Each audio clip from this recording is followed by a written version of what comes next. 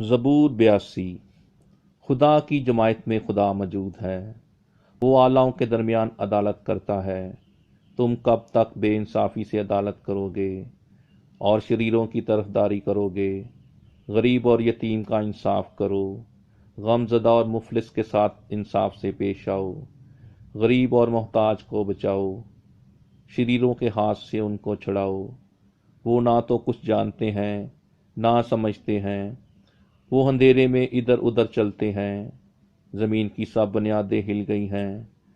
میں نے کہا تھا کہ تم اعلیٰ ہو اور تم سب حق تعالیٰ کے فرزند ہو، تو بھی تم آدمیوں کی طرح مرو گے اور عمرہ میں سے کسی کی طرح گر جاؤ گے۔ آئے خدا اٹھ، زمین کی عدالت کر، کیونکہ تو ہی سب قوموں کا مالک ہوگا۔ پاک کلام کے پڑھے اور سنے جانے پر خدا ان کی خاص برکت ہو، آمین۔